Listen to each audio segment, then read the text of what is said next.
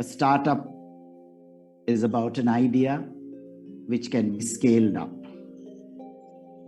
I believe the energy that we are seeing, which is such a positive energy, and somebody referred to it because of the exceptional human capital that this country has generated, and the demographic dividend that we are enjoying of the young, is one of the aspects of startups, because India and Indians have never been short of ideas. Successful startups, I'm not just talking about unicorns, have come up from the extraordinarily large middle class India. The opportunity that was opened up for middle class Indians was through education, particularly in engineering. And the desire at that time when you passed out was either to get yourself a good job or go to management institute or go abroad. Why I say this is, it was to have a better life for yourself, quality of life, and to have a better quality of life for your near and dear ones, not just your family, but your parents. That has changed after India opened up. The rise in prosperity of my generation and those which followed, thanks to what India has done through successive governments, has actually created a change in the thinking of the middle class. And while we had felt responsible that we had to hold on to our jobs because that was the way in which we could improve the quality of lives of our near and dear ones, as well as our parents, I believe this generation has not imposed upon its children that they are responsible for their parents' well-being. While the children are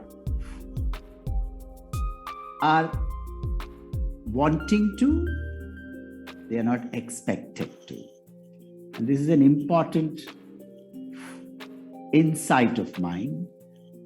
That is what has released the energy for startups in India, which is a middle class Indian is willing to take the leap.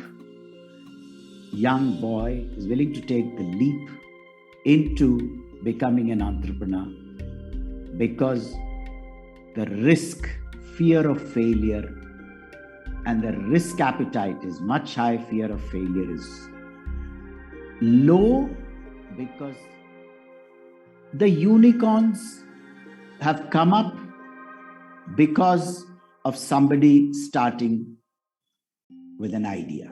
And then, as you rightly said, scaling it up.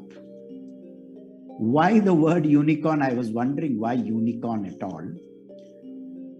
It is a mythical animal, the unicorn. And the one which comes closest to the unicorn is perhaps the Kaziranga rhino. But in some other definition, it does say that unicorn was the symbol of a powerful clan or merchant community. But it may have had some religious significance. But you all know that it is a company which has a market cap of $1 billion, $7,500. So here I come now to the subject of a certain asymmetry in certain startups or asymmetry of approach. We all know that the 1.4 billion Indians with a huge youth population, which is, aspiring for a better life and which is able to achieve its aspiration for a better life because of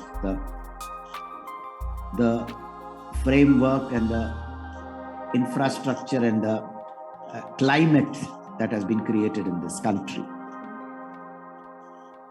So these young startup entrepreneurs, the energy of their idea and their skill at technology is what triggers off the need to start a business.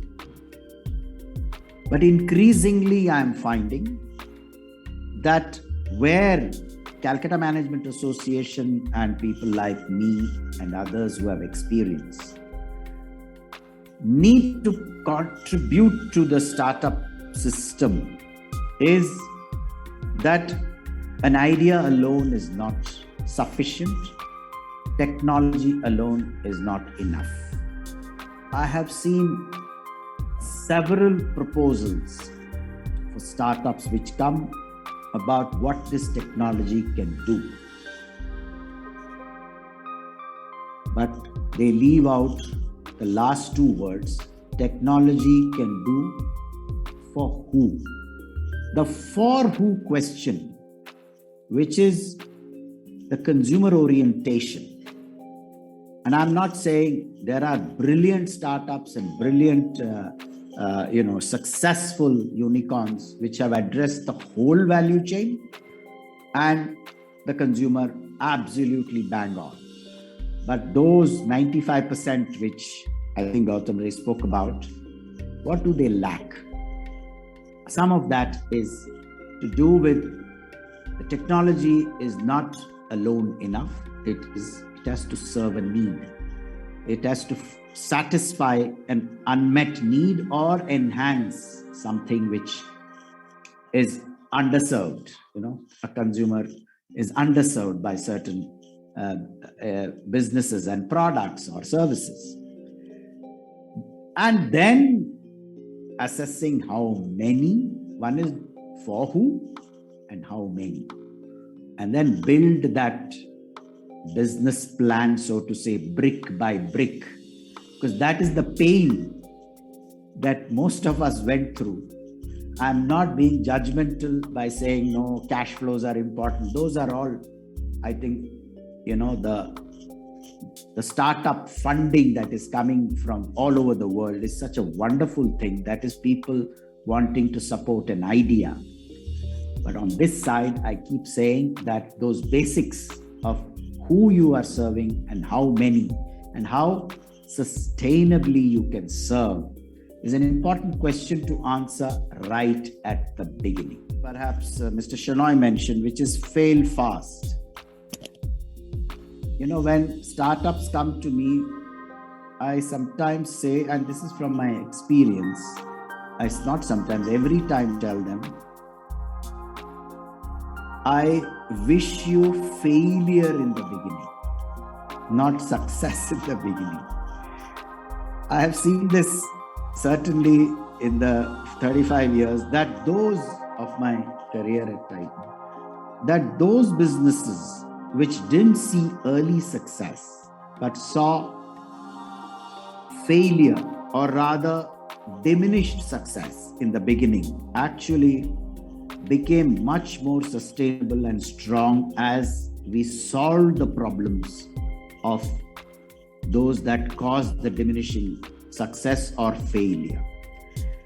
Because early success of business, actually everybody is the owner of success, whether it is manufacturing, product design, finance, HR, everybody thinks they contributed to the success and nothing more needs to be done.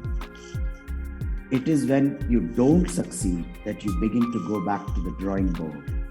So the fail fast is right, but learn fast and fix fast and move on has to be the theme of success. To get everything right is impossible, but to get one thing right is important, which is, as I said in the beginning, the consumer. Who are you serving? What is that need? And how many are there? And how sustainably can your technology or your idea continue to serve best? It's an important. I now come to the last bit, which is I take 3 examples from the Tata Group, which I thought I must share with you. one from business and two from the Tata Trusts, on how we have used technology to make a difference to healthcare and common citizens.